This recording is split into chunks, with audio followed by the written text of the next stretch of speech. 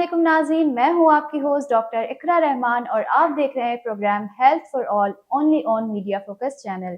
हर बार की तरह इस बार भी आज आपकी खिदमत में एक नए टॉपिक के साथ हाजिर हुए हैं। आज का टॉपिक ख़वातीन के लिए बहुत इंपॉर्टेंट है, स्पेशली वो ख़वातीन जो कि हामिला हैं या फिर प्रेगनेंसी प्लान कर रही हैं। तो आज का हमारा टॉपिक है जेस्टेशनल डायबिटीज़ यानी डायबिटीज़ ड्यूरिंग प्रेगनेंसी या फिर हमल के दौरान होने वाली ज़ियादतीज़। इस टॉपिक पे आज हमने आपके साथ बात करने के लिए अपने पास बुलाया है एक expert consultant gynaecologist and obstetrician जिनका नाम है डॉक्टर शबीन नाज मसूद। चलते हैं आपको उनसे तारुफ करवाते हैं और उनको अपने प्रोग्राम में खुशामदीद कहते हैं। अस्सलाम वालेकुम डॉक्टर साहब। वालेकुम सलाम। कैसी हैं मैडम आप? जी थैंक यू वेरी मच। सबसे पहले तो आपका बहुत बहुत शुक्रिया हमारे प्रोग्राम में तशरीफ़ लाने के लिए। अपने इतने बिजी स्केड्यूल में से आपने हमारे लिए टाइम निकाला, हम इंतहाई मशकूर हैं आपके। और आज उम्मीद करते हैं नाज़रीन आपसे बहुत फैज़ उठाएंगे इंशाल्लाह। तो आज के अपने टॉपिक की तरफ बढ़ते हैं। जेस्टेशनल डायबिटीज़ के बारे में थोड़ा सा आप हमें लेमैन टर्म में मैडम बता सकती हैं कि आम लोगों को कि ये होती क्या है?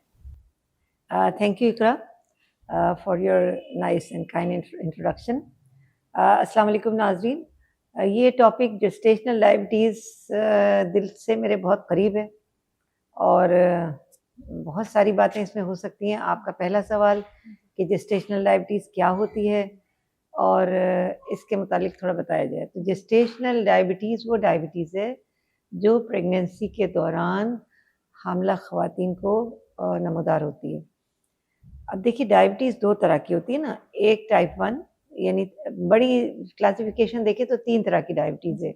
एक टाइप 1 जो बच्चों में होती है, एक टाइप 2 जो बड़ी उम्र में हो जाती है और एक वो डायबिटीज़ जो हामिला ख़वातीन को हमल के दौरान हो। तो ठीक है ना, अब टाइप 1 कोई ऐसा बच्चा है जो टाइप 1 से सफ़र कर रहा है। जब टाइप 1 जो डायबिटीज़ होती है वो हमेशा टाइप 1 रहती है। ये बच्चे कितने भी बड़े हो जाए हमेशा इंसुलिन पे रहते हैं। टाइप 2 डायबिटीज़ वो है जो कि बड़ों में होती है। तो एक औरत टाइप 1 डायबिटीज़ से भी हो सकती है प्रेग्नेंट, टाइप 2 डायबिटीज़ से भी प्रेग्नेंट हो सकती है और एक औरत जिसको कोई डायबिटीज़ नहीं है मगर हमल के 5वें महीने में उसको डायबिटीज़ आमतौर से हो जाती है।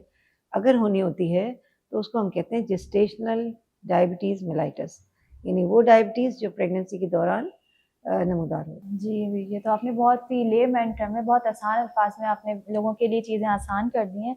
अब मैडम थोड़ी-सी बात कर लेते हैं कॉजेज़ पे कि वजह क्या है? क्यों ये प्रेगनेंसी के दौरान हो क्यों रही है डायबिटीज़?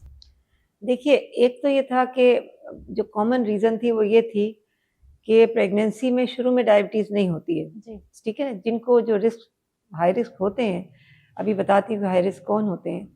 तो जो हाई रिस्क पेशेंट्स होते हैं, जो वीमेन होती हैं, उनको डायबिटीज़ हो जाती है। अच्छा, अब क्यों होती है डायबिटीज़? देखिए, जो आमद नाल होती है ना, जिसको हम प्लेसेंटा कहते हैं, जी। जिससे बच्चा अपनी खुराक ले रहा होता है माँ के जिस्म से, जी। उसमें तकरीबन 8 के करीब हार्मोन्स निकलते हैं। Estrogen, progestrogen, human placental lactogen वगैरह-वगैरह। ये सारे के सारे 8 के 8 हार्मोन्स जो हैं डायबिटीज़ कॉज़ करते हैं।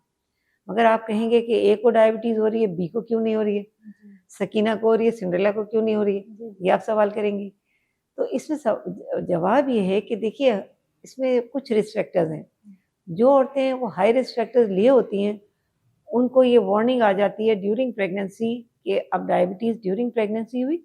अगर आपने ख़्याल नहीं रखा अपनी सेहत का, अपनी लाइफ़स्टाइल का, तो आप परमानेंटली टाइप 2 डायबिटीज़ हो जाएँगे नेक्स्ट 5 से 10 साल के अंदर। अब तो हम कहते हैं 10 साल भी नहीं कहते, हम कहते हैं नेक्स्ट 3 टू 5 ईयर्स में आप टाइप 2 डायबिटीज़ आपको शिकार हो जाएँगे। अच्छा। और टाइप 2 डायबिटीज़ के आपको कॉम्प्लिकेशंस पता है, जी, जी। आँखें मुतासिर, दिल के दौरे, जी। गुर्दे ख़राब, पाँव सुन्न होना और फिर पाँव कटना, जी। ये सारे मसाइल टाइप 2 डायबिटीज़ के साथ हैं। तो अगर एक वार्निंग आ रही है, आप औरत हैं, औरत होने के हिसाब से अगर प्रेगनेंसी में एक वार्निंग आ रही है, तो समझ जाइए। अब समझ जाने का क्या मकसद, कैसे समझें? और आपका पहला सवाल कि टाइप 2 डायबिटीज़ जेस्टेशनल डायबिटीज़ कुछ ख़वातीन में क्यों हो जाती है? जी। तो देखिए कुछ रिस्क फैक्टर्स हैं। रिस्क फैक्टर्स पहला तो ये कि हम एशियन हैं, पाकिस्तानी, बांग्लादेश, जी। इंडिया, नेपाल, ये सारे हम लोग हाई रिस्क पे हैं। जी। तो हम एक रिस्क तो लिए हुए हैं कि हम पाकिस्तानी हैं, ठीक है? जी। दूसरा रिस्क ये है कि हमारे यहाँ मोटापा बहुत है। ओवरऑल हम मोटे नहीं हैं, मगर हमारी तोंदें बढ़ी हुई हैं। तो ये हमारा एक रिस्क फैक्टर है, ठीक है। और दूसरा रिस्क फैक्टर ये कि फैमिली हिस्ट्री ऑफ डायबिटीज़ हो, या पहले आपको डायबिटीज़ ड्यूरिंग प्रेगनेंसी रही हो। तो ये समझिए कि 2 रिस्क फैक्टर्स तो आपके मोटापे के मुतालिक हैं कि आप खुद मोटे हो, यानी पेट बड़े हो।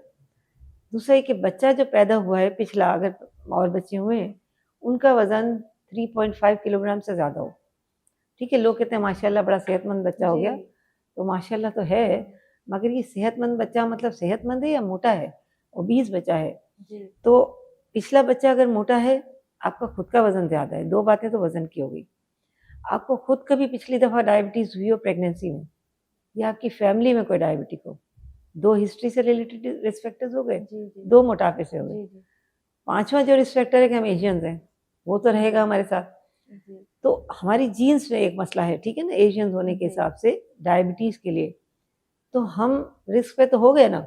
मोटापा हमारे यहाँ देखें, अभी जो सर्वे हुआ है 2017 में, जी, जी। उसमें ये है कि 68% तो ओवरवेट है, और 68% ओबीज़ हैं और 72% ओवरवेट है ओह माय पॉपुलेशन में। गॉड! तो मोटापे तो हमारे माशाल्लाह तब आधा तो इंच फिर घी ना हो नॉर्मल तो रहा खाना अच्छा कौन? नहीं लगता। तो ये मसला है। जी। तो मोटापा एक ऑलरेडी हमारे पास है, तो यानी ये रिस्क फैक्टर कोई औरत लिए हुए, जी, जी। यानी वो खुद मोटी है, उसका पिछला बच्चा मोटा पैदा हुआ है। जी। मोटा मतलब कि 3.5 किलोग्राम से ज़्यादा है, ज़्यादा है। पैदाइशी बर्थ जी। वेट। फैमिली हिस्ट्री डायबिटीज़ की है, और पिछली प्रेगनेंसी में डायबिटीज़ हुई है। 5वां रिस्क फैक्टर एशियन होना। तो अगर ये कोई रिस्क फैक्टर्स में से हैं, तो फिर आपका रिस्क बहुत बढ़ जाता है। बहुत अब संभलने की बात मैं कह रही थी कि कैसे संभलें? तो संभलने का मसला ये है कि अगर वज़न प्रेगनेंसी में तो बढ़ता ही है। जी। एक प्रेगनेंसी में आम तौर से 13 किलोग्राम या 27 पाउंड्स बढ़ ही जाता है वज़न, जी। है वो वेट गेन जी, होता है जी। मुख्तलिफ वजूहात से। आपका वज़न जो प्रेगनेंसी से पहले था, उस वज़न पे अगर आप आ जाएँ डिलीवरी के बाद, तो आपका कुछ रिस्क फैक्टर कम हो जाता है। मगर हमारे यहाँ क्या होता है, अम्मा के घर जाएँगी, मैके जाएँगी, रेस्ट करेंगे। रेस्ट करेंगी, फिर वहाँ लड्डू, मखाने, पंजीरियाँ खाएँगी, सही है? खालिस घी से वो पिएँगी, जी। खाएँगी चीज़ें, जी। तो वज़न बढ़ जाता है। क्योंकि एक तो इनएक्टिविटी, फिर बैठना ज़्यादा, बच्चा ही फीड करने में 1 घंटा ले लेता है। तो ये सारी इनएक्टिविटीज़ की वजह से वज़न बढ़ता रहता है। तो वो प्री प्रेगनेंसी वेट लेवल पे आती ही नहीं। फिर इंटर प्रेगनेंसी इंटरवल 2 साल का होना चाहिए, वो भी नहीं होता। वो समझ तो गए ना? एक बच्चा अभी वो फीड कर रहा है, दूसरा बच्चा हो गया, डॉक्टर साहब क्या करें? जी। दोबारा हो गया बच्चा, चला खैर है। तो अगर 2 बच्चों के दरमियान वक़्फ़ा 2 साल का नहीं है और वज़न कम नहीं हुआ, तो आपका रिस्क बढ़ गया कि आपको अगर जेस्टेशनल डायबिटीज़ हुई है, तो दोबारा भी जेस्टेशनल डायबिटीज़ हो जाएगी, जी। या आप परमानेंटली टाइप 2 हो जाएँगे। इस वक़्त हालत ये है पाकिस्तान जी। में कि हर चौथा बच्चा, हर चौथा बंदा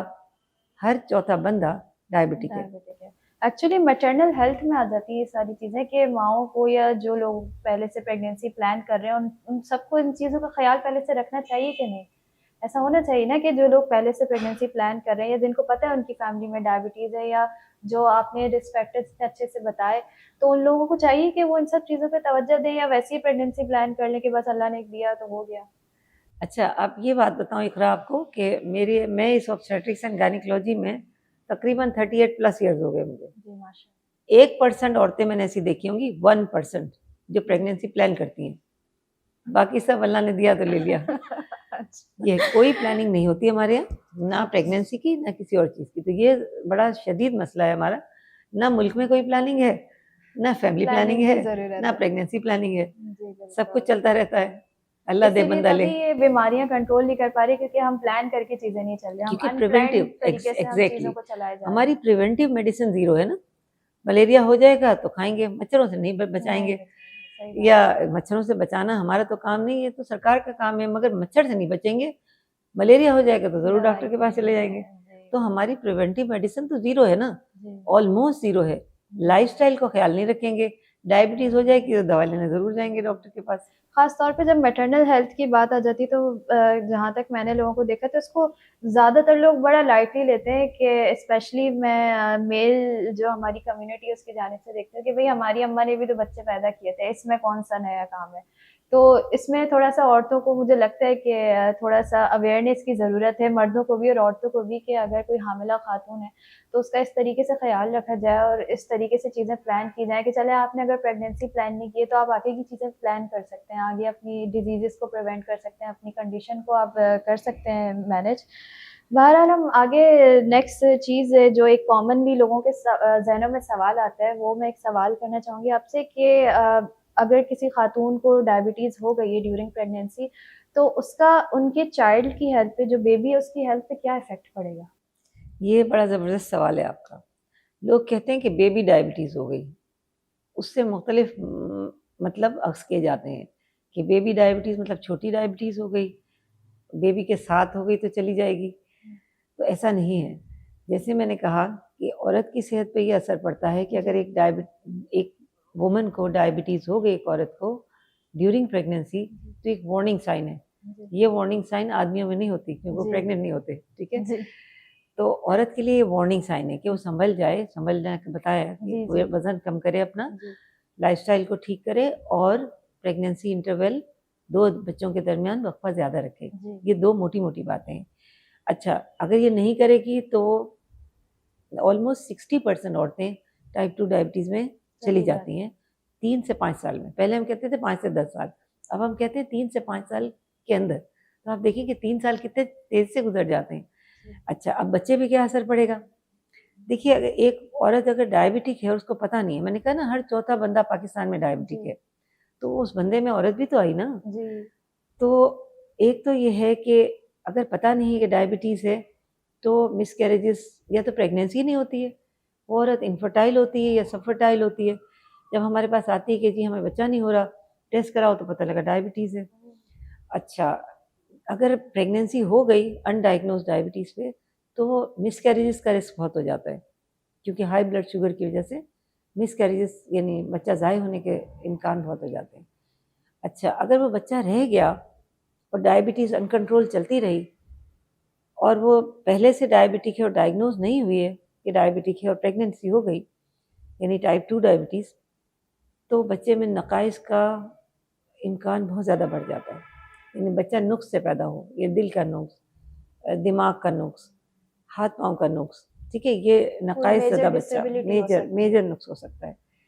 अच्छा, अगर इससे बच गया बच्चा, नुक्स नहीं हुआ और बच्चा बच गया, तो ये बच्चे क्या होते हैं कि बहुत ओवरवेट हो जाते हैं। जब ये ओवरवेट हो जाते हैं तो इनकी डिलीवरी में बड़े मसले होते हैं, ठीक है ना? खुद बच्चे के अंदर मसले होते हैं, मदर के अंदर अलग मसले होते हैं, ठीक है?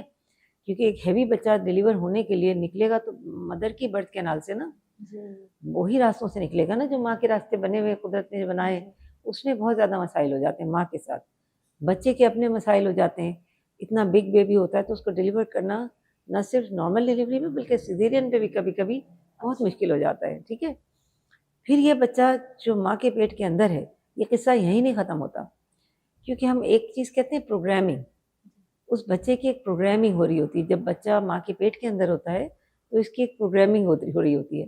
आपने ये सुना होगा, हमारे बड़े बुज़ुर्ग भी कहते थे कि अच्छी-अच्छी तस्वीरें देखो, ताकि बच्चा अच्छा रहे, आप खुश रहो ताकि बच्चा भी मुस्कुराता हुआ रहे, अच्छी चीज़ें खाओ ताकि बच्चा अच्छे सेहत से पैदा हो। तो ये क्यों होता है? क्योंकि प्रोग्रामिंग हो रही होती है। तो अगर एक मदर जिसको डायबिटीज़ है, जिसकी तशख़ीस नहीं हुई या तशख़ीस हो गई तो प्रॉपर तरीके से मैनेज नहीं हुआ, तो ये बच्चे में वो प्रोग्रामिंग सेट हो जाती है। तो जब ये बच्चा पैदा होता है, उस वक़्त तो ये डायबिटिक नहीं होता, मगर ये बच्चा जब 7 से 14 साल का होने लगता है, तो इसकी इंसुलिन लेवल्स बढ़ने लग जाती हैं, ये डायबिटीज़ की तरफ चला जाता है। तो एक बच्चा, यानी इसमें आपका मतलब है आपने जनरेशंस को ख़राब कर दिया ना, सिर्फ़ इसलिए कि आपने उस औरत को टेस्ट नहीं कराया, क्योंकि और तो तरह से पता नहीं चल सकता कि डायबिटीज़ है या नहीं, या पिछली हिस्ट्री हो, अगर हिस्ट्री तो नहीं होती। एक नेग्लिजेंस की वजह से पूरी जनरेशंस। तो अब अगर ये लड़की पैदा हुई है, तो ये लड़की अपनी बेटियों को ट्रांसमिट करेगी, और अगर ये लड़का पैदा हुआ है जिसमें मदर डायबिटिक थी और इसकी फीटल प्रोग्रामिंग हो गई है अंदर पेट में, तो ये बच्चा जब पैदा होगा तो ये हाई ब्लड प्रेशर, ओबेसिटी, मोटापा, दिल के अमराज और डायबिटीज़ का शिकार हो सकता है। ये सारे मसले होंगे। हाँ, ये उसकी प्रोग्रामिंग हो गई ना। अब ये जैसे ही 14-15 साल का होगा, ये चक्कर शुरू हो जाएगा उसके साथ। तो हम अपनी जनरेशंस को तबाह कर रहे हैं ना। अगर ये लड़की पैदा हुई है तो ये लड़की अपनी बेटी को ट्रांसफ़र करेगी, अपने बेटे को ट्रांसफ़र करेगी। तो हम हमेशा कहते हैं कि when a woman is pregnant, she is also pregnant with her grandchild, कि एक औरत अगर प्रेग्नेंट है तो वो अपने पोते नवासों से भी प्रेग्नेंट है। जी समझिए, यानी ये जी, जी, पीढ़ियों जी। को ट्रांसफ़र करेगी। तो कितना आसान काम था कि आप उसकी तशख़ीस कर लेते और उसका इलाज कर लेते। एक बात एक और है बहुत इम्पोर्टेंट, कि हम कहते हैं कि अच्छा हम कर लेंगे, अभी नहीं हुआ 5वें महीने में, 6ठे महीने में डायग्नोज़ कर लेंगे कि डायबिटीज़ है या नहीं है। हमें अभी तक साइंस को ये नहीं पता चला कि किस लेवल ऑफ ब्लड शुगर पे, यानी कितनी हाई हो ब्लड शुगर, और किस पीरियड ऑफ प्रेगनेंसी भी, यानी पहले महीने में, दूसरे में, 5वें में, 10वें में, किस महीने में ये पता चले कि औरत डायबिटिक है और उसकी ब्लड शुगर हाई है, ये नहीं पता चला। अच्छा, यानी किस वक़्त ये फीटल प्रोग्रामिंग होती है, ये नहीं पता। ये नहीं पता। ये बच्चे की प्रोग्रामिंग किस वक़्त हो जाती है, जब बच्चा अंदर है, माँ के पेट में, ये नहीं पता। तो तो इसका आपको मतलब यानी क्या कि हुआ? वो फर्स्ट मंथ से, जब से आपको प्रेगनेंसी का पता चल जाए, आपने तब जब से ही से कंट्रोल एहतियात करना है। हाँ, करनी है। जब से आपको तशख़ीस करना है, जब से आपको कंट्रोल करना है। सही। तशख़ीस ही नहीं करेंगे तो कंट्रोल कैसे होगी? कहाँ से कंट्रोल? सारा बात ये है। तो हम अपनी जनरेशंस को लेके अब देखिए ना, हर चौथा बंदा डायबिटिक क्यों है? क्योंकि लाइफ़स्टाइल और मोटापा ये तो अपनी जगह है। क्योंकि वो माँओं से भी तो माँओं ट्रांसफ़र हो से भी रहा तो है ना अब। ट्रांसफ़र हो रही है ना, हमारा देख लीजिए, अगर माँओं की हमारी केयर जो नहीं बर्थ रेट है क्या है? हाँ, साला-साल हो गए हम कहते हैं मनसूबबंदी करो, करीबी मनसूबबंदी के मरकज़ को रज्जू करो। ना ये किसी को पता है वो करीबी कहाँ है, ना वो कभी ऐसा हुआ कि मियाँ को काउंसिल किया जाए। औरत की सेह कहाँ होती है? तो ना मियाँ को कभी काउंसिल किया जाता है, ना उनकी सास को काउंसिल किया जाता है। तो बेचारी औरत की तो सेह नहीं होती। जब बच्चे बड़े हो जाते हैं फिर उसकी सेह हो जाती है बिल्कुल, फैमिली में। चलिए अब क्या कर सकते हैं, ये तो हमें एक बहुत बड़े स्केल पे जाके, एक गवर्नमेंट स्केल पे जाके हमें इन सब चीज़ों को करने की कोशिश, तो हम एक छोटी-सी कोशिश यहाँ पे कर रहे हैं कि जितने लोगों तक हमारा मैसेज जा सकता है, वो इससे फ़ायदा उठाएँ। फिर इंशाल्लाह हम कोशिश करेंगे कि गवर्नमेंट स्केल पे हम मैटरनल हेल्थ के लिए इस आवाज़ को उठाएँ, क्योंकि ये बहुत इम्पोर्टेंट है। क्योंकि जैसे मैडम ने बताया कि हमारी जनरेशंस ख़राब हो सकती हैं इससे, जो प्रेग्नेंट मदर जिसको एक डायबिटीज़ हो चुकी है, उससे जो बच्चे पैदा होंगे वो कितने ज़्यादा रिस्क में, अर्ली एज से, यंग एज से वो लोग डायबिटीज़ के रिस्क में हैं। तो इसी के साथ अब आगे चलते हैं, एक और सवाल लोगों के ज़हन में आता है कि अगर जैसे आपने डायबिटीज़ की बात की कि हम पहले महीने से उसको स्टार्ट कर दें डायग्नोज़ करने के लिए, तो जैसे कि कुछ लोग रिलक्टेंट होते हैं, वो डायबिटीज़ अगर हो जाती है उसको मानते नहीं हैं, कि अगर आप किसी को कहेंगे कि आपकी तो शुगर बढ़ी हुई आ रही है, आप तो डायबिटिक लगते हैं, तो वो पहले तो इस बात को एक्सेप्ट ही नहीं कर पाते, डिनायल फ़ेज़ में चले जाते हैं। तो उसके लिए मैडम हम क्या कर सकते हैं कि मरीज़ों को, क्योंकि इलाज की तरफ लाना बहुत मुश्किल है, किसी को ये लेबल करना कि उसे डायबिटीज़ है, ये बहुत बड़ा धचका होता है और वो माशरे में लगता है कि ये कोई वो ऐसी चीज़ है कि हमें मुँह छुपाना पड़ेगा, डायबिटीज़ हो गई है। तो ख़वातीन के लिए ख़ास तौर पे कि उनको हस्बैंड की तरफ से और अपने इन-लॉज़ की तरफ से कोई ऐसी चीज़ फ़ेस करनी पड़े कि उनके घर में मसले क्रिएट हो जाते हैं। तो हम ऐसा क्या करें कि वो डायबिटीज़ को एक्सेप्ट करें कि हाँ, हो गई है और अब इसका इलाज करना है? अच्छा, एक अच्छी बात है, बहुत सारी जहाँ बुरी बातें हैं माशरती और अखलाकी और बाकी चीज़ों में, एक अच्छी बात ये है कि प्रेगनेंसी में अगर हम कोई बात कह दें ना कि आपका बच्चा इससे अफेक्टेड हो जाएगा, तो वो वुमन कितनी भी लापरवाह हो, वो शौहर कितना भी लापरवाह हो अपनी बीवी की तरफ से, बच्चे के लिए वो हर काम करने को तैयार है।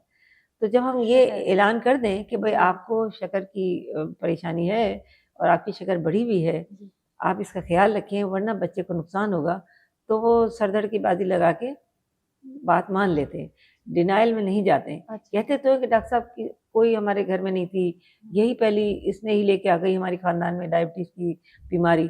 हम कहते हैं कि अच्छा आपके ख़ानदान में नहीं थी, कितने लोगों ने अपना शक्कर टेस्ट कराया? समझ रहे जी, हैं ना? ये सबसे पहला सवाल है, जो ख़ानदान में नहीं थी जब ये कहते जी। हैं, तो कहते हैं नहीं डॉक्टर साहब कोई तकलीफ़ ही नहीं थी, हम शक्कर क्यों टेस्ट कराएँ? हाँ, तो एक बात हमेशा याद रखें कि टाइप 2 डायबिटीज़ जो होती है, जो बड़ों में होती है, जी। बच्चों की डायबिटीज़ तो 2 साल तक बच्चे को इलाज ना दो तो बच्चा ज़िंदा रहना मुश्किल होता है, जो बच्चों में होती है टाइप 1। उसका तो बच्चा ही वो फ़ौरन ही तवज्जो आ जाती है। मगर टाइप 2 डायबिटीज़ जो होती है, याद रखिए कि उसकी अलामात नहीं होती। नहीं। वो अलामात 5 से 6 साल बाद आती है, जब कोई पेचीदगी शुरू हो। जी। कोई आँखों की पेचीदगी शुरू हो, कोई अगर औरत है तो उसको हाँ। मेंस्ट्रुअल इरेगुलरिटी शुरू हो जाए, हेवी पीरियड शुरू हो जाएँ, या कोई ज़ख्म नहीं भर रहा है, या कोई यूरिन की प्रॉब्लम हो गई, रिपीटेड जेनिटल इन्फेक्शन जी, शुरू हो लॉन्ग गए, टर्म इफ़ेक्ट्स हैं। कोई ये तो ये जब आने शुरू होते हैं तो फिर वो भागता है डॉक्टर के पास कि ये हो रहा है, टेस्ट हाँ। कराओ तो डायबिटिक है। तो मेरा ये कहना है कि जो ये कहते हैं कि हमारे खानदान में तो किसी को भी नहीं थी, तो पहला सवाल ये है कि टेस्ट कितने लोगों ने टेस्ट करवाया कराया। था? जब हर जी, चौथा बंदा डायबिटीज से शिकार है इस वक्त पाकिस्तान में, तो आप कैसे कह सकते हैं कि मेरे खानदान में किसी को नहीं है? इसका मतलब आपके खानदान में टेस्ट ही नहीं कराया गया। ये 5-6 साल के बाद जब कॉम्प्लिकेशन शुरू होगी, आप डॉक्टर के पास जाएंगे तो तशखीस होगी, या कोई किसी वजह से सर्जरी के लिए आ गया, उसके टेस्ट कराया, पता लगा डायबिटीज़ है। तो कहने का मकसद ये है कि अच्छी बात ये है कि प्रेगनेंसी में औरतें सीरियसली लेती हैं बात को, रिसेप्टिव होती हैं और इसका सद्भाव करते हैं। यानी सिर्फ आदमी ही नहीं, ससुराल के लोग भी, कि हमारा बच्चा, चलें ये तो हमारी एक अच्छा जनरेशन, ये एक प्लस अच्छी पॉइंट हो बात है। गया। हाँ। अच्छा डॉक्टर शमीना, अब एक बात कर लेते हैं वार्निंग साइंस के ऊपर कि या फिर साइन एंड सिम्टम्स क्या होंगे जो नॉर्मल डायबिटिक लोगों के होते हैं, प्रेगनेंसी में भी वही साइन एंड सिम्टम्स आएंगे या कुछ डिफरेंट होंगे या नहीं होंगे? इस पे थोड़ी सी रोशनी डालिए। देखिए, ये बहुत ज़बरदस्त सवाल है आपका। वो इसलिए ज़बरदस्त है कि डायबिटीज़ जब किसी को होती है ना, यानी टाइप 2, टाइप 1 में तो मैंने बताया, बहुत पेशाब आना, बहुत जी प्यास जी लगना, बहुत खाना खाना, और वज़न जो है वो बिल्कुल सूखे लकड़ी हो जाता है बच्चा। तो फ़ौरन पेरेंट्स अटेंशन जी लेते हैं ना इस जी बात जी की, तवज्जो लेते हैं नोटिस इस कर बात लेते की हैं कि हाँ, फ़ौरन। नोटिस लेते हैं और फ़ौरन डॉक्टर के पास जाते हैं या जो भी। मगर टाइप 2 डायबिटीज़ और प्रेगनेंसी, देखिए प्रेगनेंसी में वैसे ही पानी ज़्यादा पीना होता है, पेशाब भी ज़्यादा आता है अर्ली प्रेगनेंसी में, लेट प्रेगनेंसी में, और खाना भी ज़्यादा खाना होता है। समझ गए ना, भूख भी ज़्यादा लगती है। तो जी ये हम 3 पीस कहते थे ना, पॉलीयूरिया, पॉलीडिप्सिया, जी पॉलीफेजिया, पॉलीपेजिया। ये तो ऑलरेडी होता है प्रेगनेंसी में।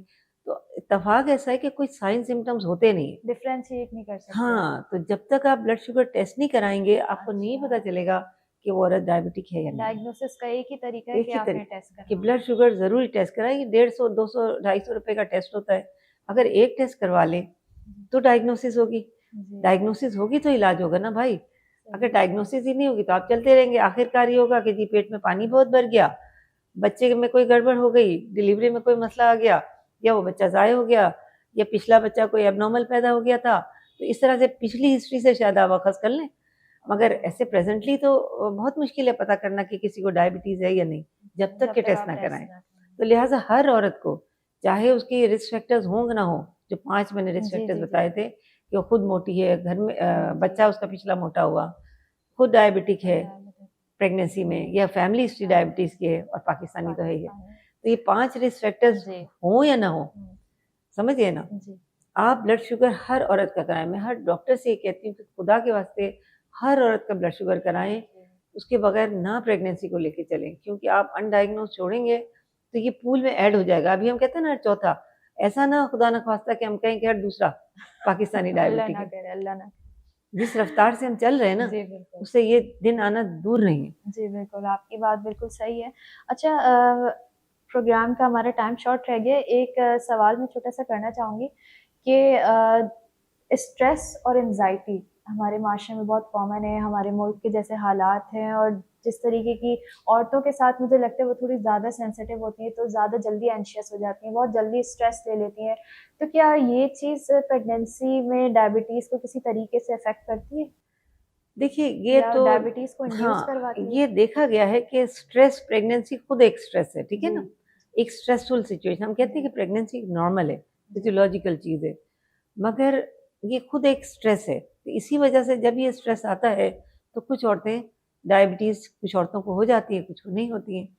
मगर जो स्ट्रेस इस तरह के क्रॉनिक कंटीन्यूअस स्ट्रेस, हुँ, हुँ। देखा ये गया है कि ये स्ट्रेस डायबिटीज़ कॉज़ नहीं करती। मगर डायबिटीज़ हो तो उसका थोड़ा मैनेजमेंट मुश्किल हो जाता है, थोड़ा कंट्रोल मुश्किल हो जाता है, ठीक है? कंटीन्यूअस स्ट्रेस से, क्योंकि वो खाना ज़्यादा खाते हैं या खाना नहीं खाते हैं, तो कुछ लोग स्ट्रेस में होते हैं तो बार-बार फ्रिज खोलते हैं, जो भी होता है जी, खाते जाते खाते। तो इस तरह से मुश्किल हो जाता है, मगर स्ट्रेस पर सी डायबिटीज़ नहीं करती है, ये तहकीकात अच्छा, से पता चला है। ठीक। ये भी पता चला कि जिसको कल फांसी लगने वाली है, उससे ज़्यादा स्ट्रेस तो नहीं होगा, उसको भी डायबिटीज़ नहीं हुई, काफ़ी देर से डेथ सेल में जी, पड़ा हुआ है जी, या पड़ी हुई है, मगर उसको डायबिटीज़ नहीं हुई, पर अच्छा। सी, जब तक कि वो जी, और जी। कोई मसले ना हो। तो स्ट्रेस पर से डायबिटीज़ नहीं करता, मगर डायबिटिक हो तो स्ट्रेस, ये क्योंकि खाने की वो गड़बड़, ये वो दवा ना लेना, ये सारी डिप्रेशन का एक स्ट्रेस को सूरत हो जाती है ना, इंड्यूस क्योंकि करता है। डायबिटीज़ और डिप्रेशन बड़ा कॉमन है। हम जी, उसको रियलाइज़ नहीं करते। आप देखिए ना कि टेबल आपकी सजी हुई है और आप कह रहे हैं ये ना खाओ, वो ना खाओ, और बैठ के आप हलवे खा रहे हैं, उसके सामने आइसक्रीम खा रहे हैं, ये अगले से कह रहे हैं ना सेल्फ खाओ। स्ट्रेस। तो ये एक डिप्रेशन का मामला होता है ना, ये एक दिन की बात तो है नहीं। Diabetes in pregnancy is a short term sentence, मगर जो टाइप 2 डायबिटीज है उसके लिए जिंदगी भर की सेंटेंस है। तो वो सोचता है कि चलो मरना ही तो है, एक दिन खा पी के मर जाऊं। तो ये इस तरह से होता है। तो इसलिए अब ये भी हो गया कि भाई डायबिटीज है तो उसके लिए स्पेशल एक अलाउंस होता है कि अगर आम भी खाना चाहते हैं तो एक आम भी अलाउड होता है, यानी एक स्पेशल सिचुएशन में, ठीक है ना। तो इस तरह से है। मगर यानी डिप्रेशन की वजह से और एंजाइटी की वजह से और स्ट्रेस की वजह से डायबिटीज़ का कंट्रोल ज़रा सा बुरा हो जाता है, वरना स्ट्रेस इटसेल्फ डायबिटीज़ कॉज नहीं करती। डॉक्टर शबीन, अब प्रोग्राम हमारा ख़त्म होने लगा है। एक छोटा सा मैसेज मैं आपसे लेना चाहूँगी उन ख़वातीन के लिए जो हामिला हैं या अभी प्रेगनेंसी प्लान कर रही हैं। 2 लाइन में छोटा सा मैसेज दे दें कि वो अपनी हेल्थ पे किस तरीके से फोकस कर सकती हैं और डायबिटीज़ को किस तरीके से मैनेज कर सकती हैं। देखिए, इसमें जो एक बहुत अहम मैसेज जो मैं देना चाहती हूँ, वो ये है कि अपनी औरत की सेहत का ख्याल रखें, क्योंकि सेहत तो आदमी के लिए भी ज़रूरी है, औरत के लिए भी ज़रूरी है।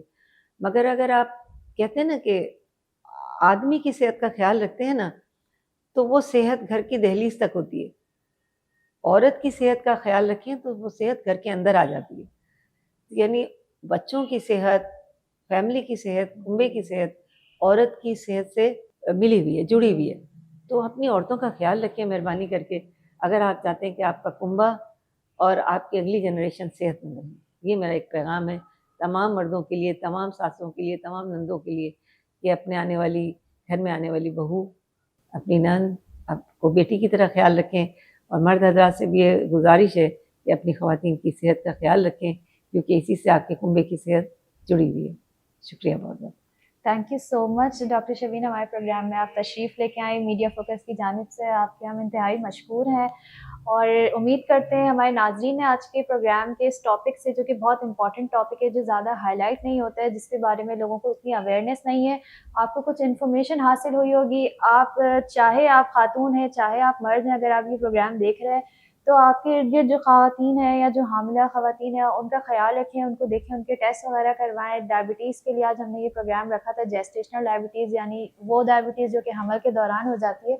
आपको आज ये एक सबक मिला है कि डायबिटीज़ के लिए आपको हामिला खातून का पहले महीने से, उसी वक़्त से जब आपको प्रेगनेंसी का पता चल जाए, उसी दिन से आपको टेस्ट करवाना शुरू कर देना है और आपने कंसल्टेंट के पास जाके, अपनी कंसल्टेंट गायनेकोलॉजिस्ट के पास जाके उन्हीं से मशवरा लेना है। इस प्रोग्राम का मकसद हमारा मैसेज आपको पहुंचाना है, आपको अवेयरनेस देना है। हम आपको यहाँ पे चीज़ें गाइड कर रहे होते हैं सिर्फ इसीलिए ताकि आप किसी भी ऐसी सिचुएशन में पैनिक ना हो, आपको चीज़ें से पहले से पता हो, आपको बेसलाइन थोड़ी बहुत चीज़ें पता हो, ट्रीटमेंट की थोड़ा सा अंदाज़ा हो आपको।